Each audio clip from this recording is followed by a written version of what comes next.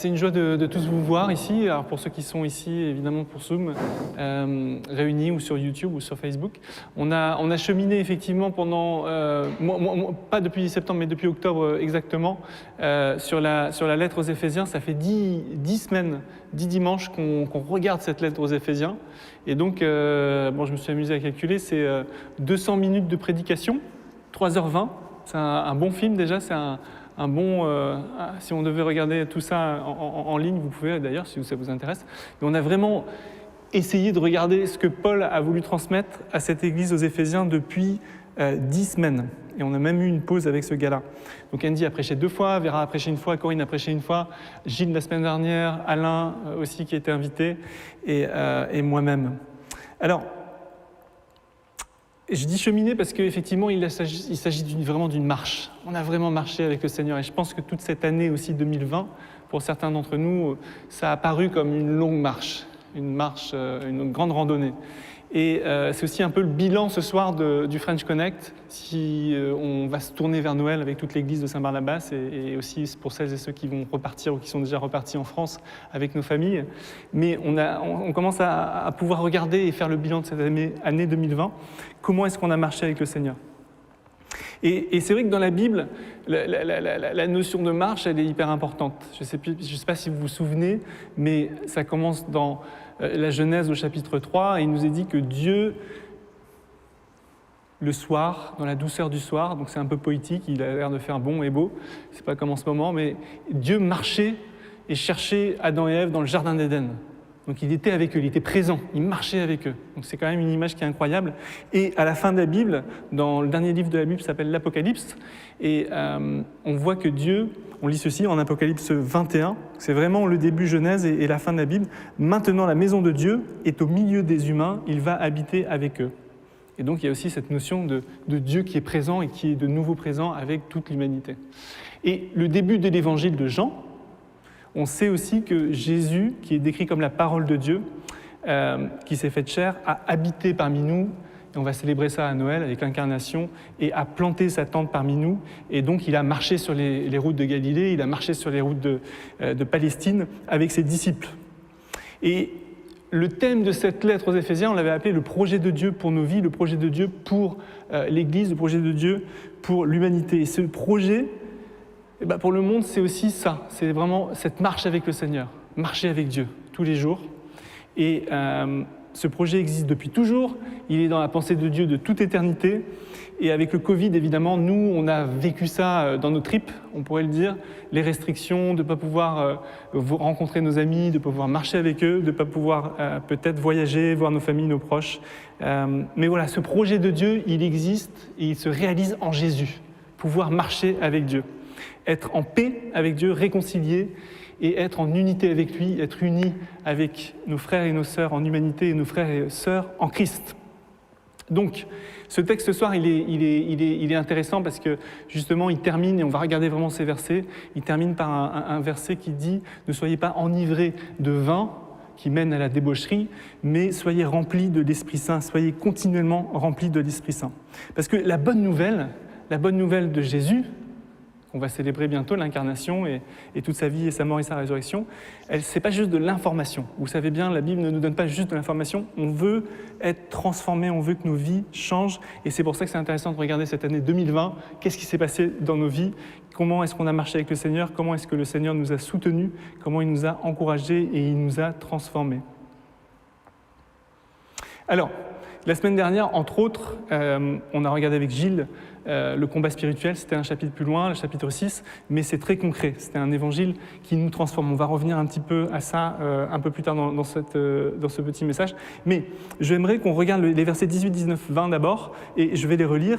Ça dit ceci: « Ne buvez pas trop de vin, la boisson pousse les gens à se détruire, mais soyez remplis de l'Esprit Saint, ensemble, dites des psaumes, des hymnes, des cantiques qui viennent de cet esprit, chantez la louange du Seigneur de tout votre cœur, remerciez Dieu, le Père toujours et pour tout, au nom de notre Seigneur Jésus-Christ. » Alors évidemment, quand Paul il écrit ça, pour ceux qui se rappellent dans les actes de la Pentecôte, ils se rappellent que le jour de la première Pentecôte, quand l'Esprit Saint est répandu sur les disciples, il y a des personnes qui se sont demandé si les disciples n'étaient pas ivres. Il n'était que 9h du matin, ils n'étaient pas ivres, les disciples étaient remplis de l'Esprit Saint, ils parlaient dans des langues nouvelles, des langues de tout le bassin méditerranéen, et ils proclamaient la bonne nouvelle de Jésus.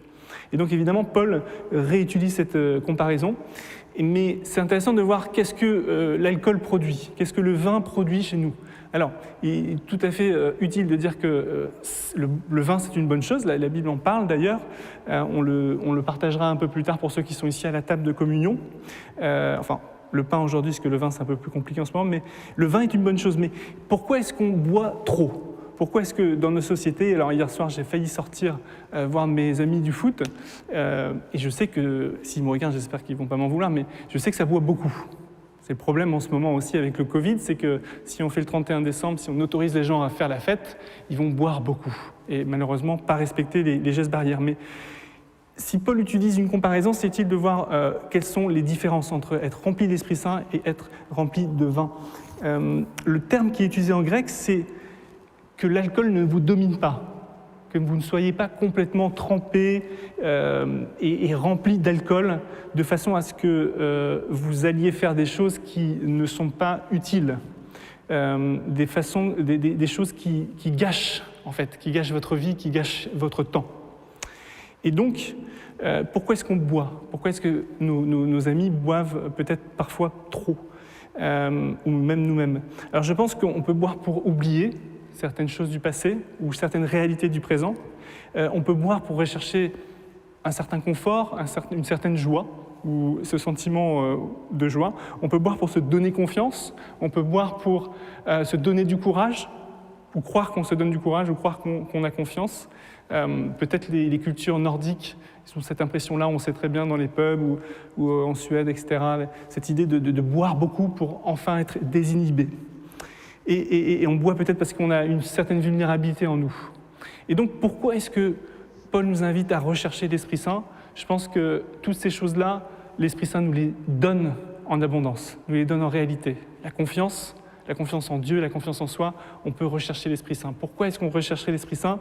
Parce qu'il nous donne le vrai courage d'affronter la réalité. Pourquoi on rechercherait d'être rempli de l'Esprit Saint ?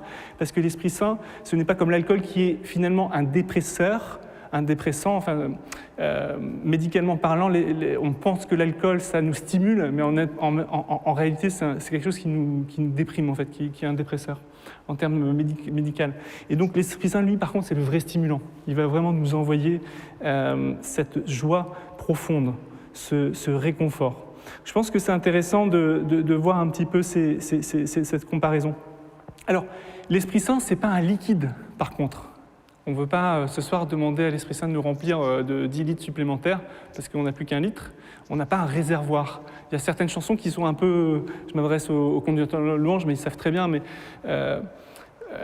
l'Esprit Saint, il vit en nous. Il n'est pas là dans le bâtiment, il est en nous. Quand on le demande dans nos prières, dans nos chansons, de recevoir l'Esprit Saint de tout à nouveau, qu'on ouvre nos mains, c'est pour que ça aille dans notre cœur et ça grandisse. Mais ce n'est pas un liquide, ce n'est pas de l'électricité, ce n'est pas 10 gigawatts en plus. C'est plutôt, je dirais, et Paul utilise dans ce texte cette image, c'est plutôt une lumière qui éclaire. C'est une personne, évidemment, l'Esprit Saint, c'est Dieu lui-même, il vit en nous. Nous sommes le temple du Saint-Esprit.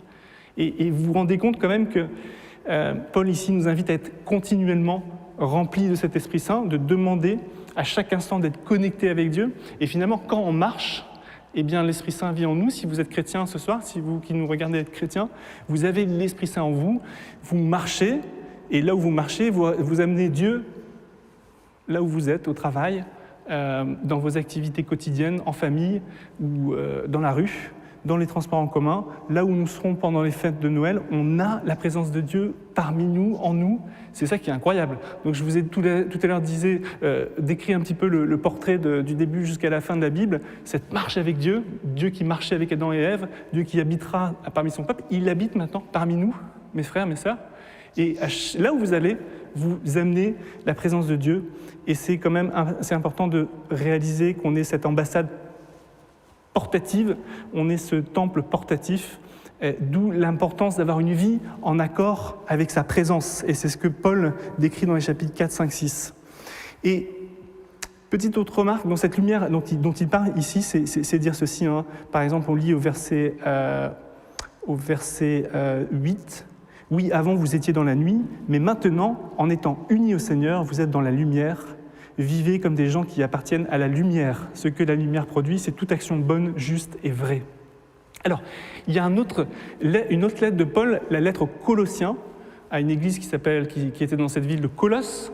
Et Paul, ce qui est très intéressant, c'est qu'il écrit un petit peu la même finale, les mêmes versets qu'on a vus sur l'Esprit Saint. Ne soyez pas remplis de trop de vin, mais soyez remplis continuellement de l'Esprit Saint. Mais il dit ça en Colossiens 3, verset 16, et je vous le lis.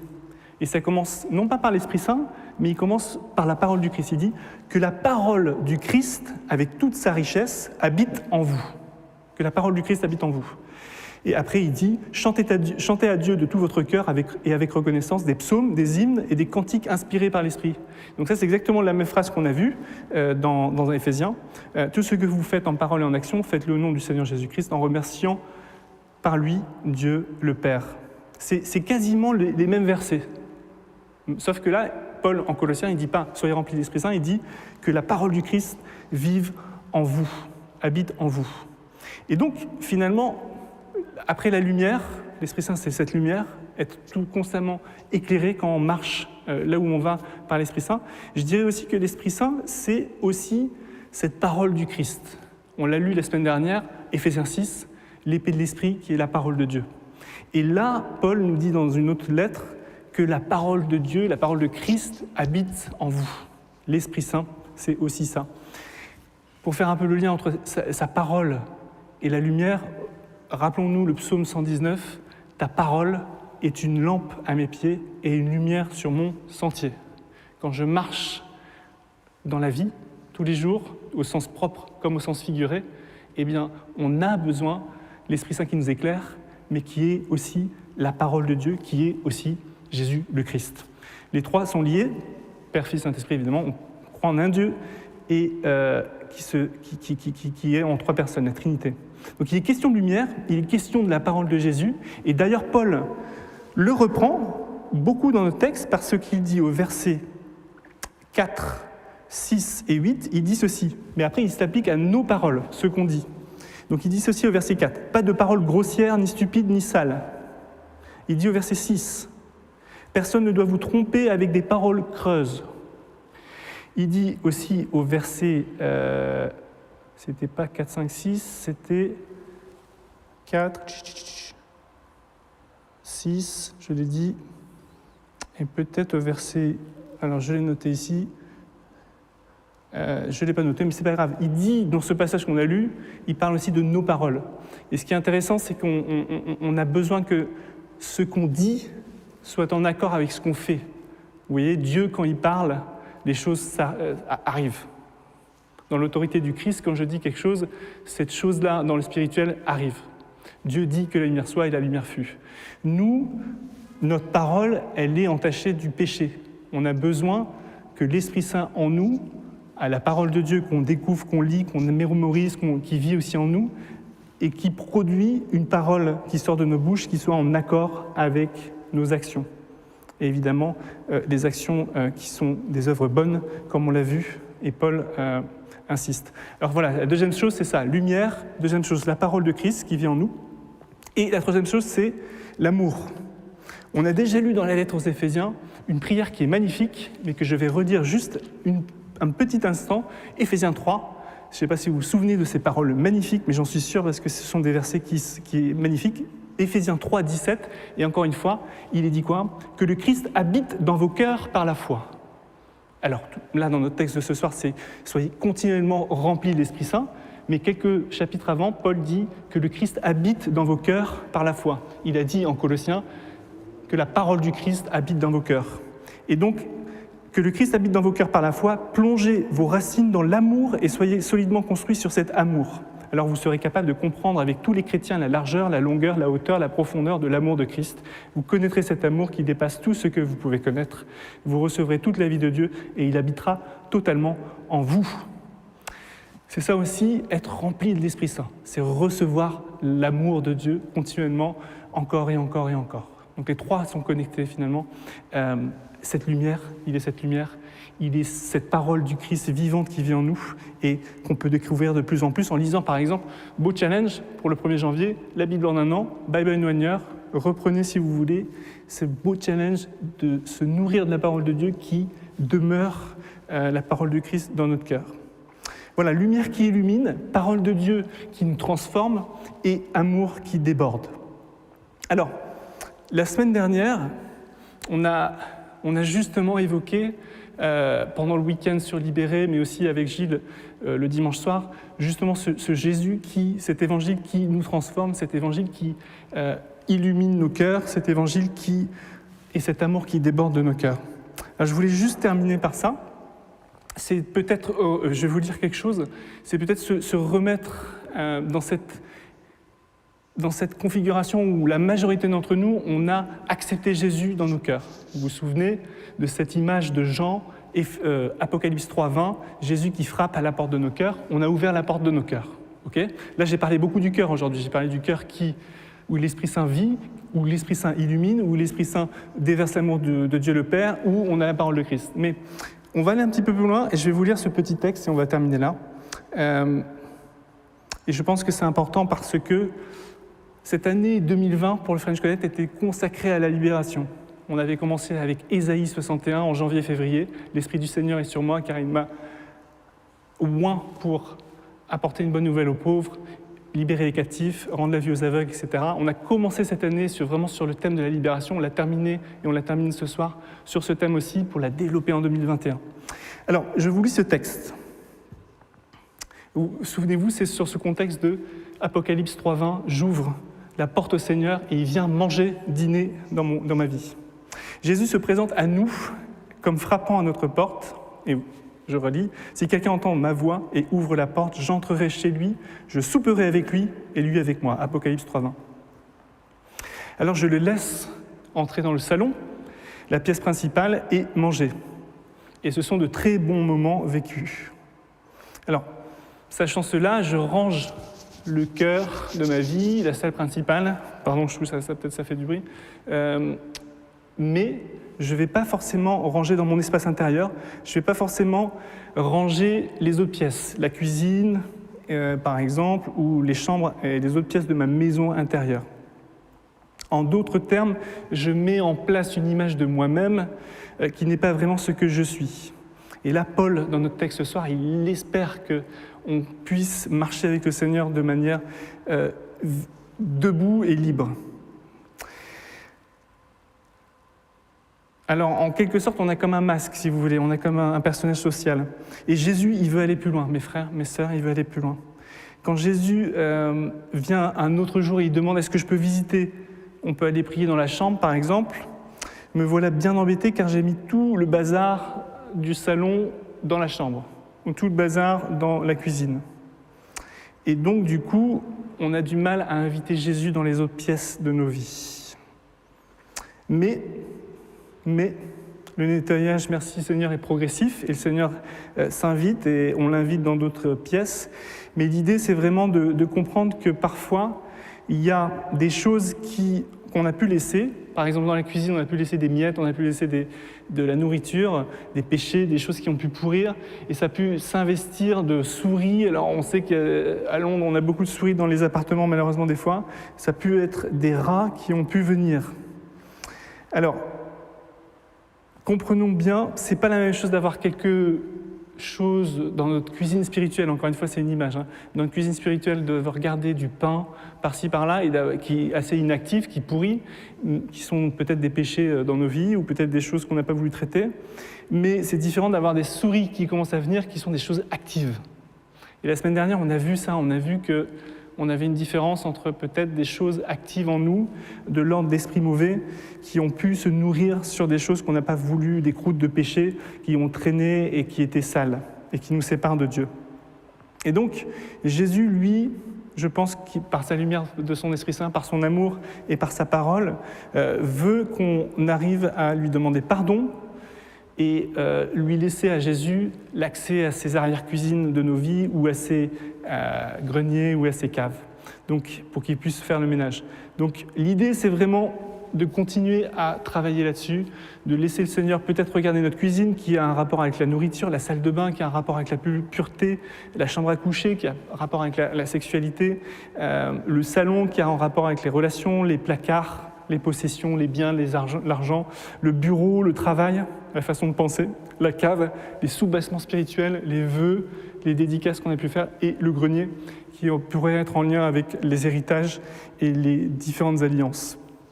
Voilà, j'arrête là, mais c'est juste pour donner une idée que être continuellement rempli de l'Esprit Saint, c'est un moment très concret, c'est un évangile qui transforme, et c'est pas juste, effectivement, connaître sa parole, connaître la parole du Christ, mais c'est laisser l'Esprit Saint illuminer, nous remplir de son amour et d'aller dans toutes ces pièces.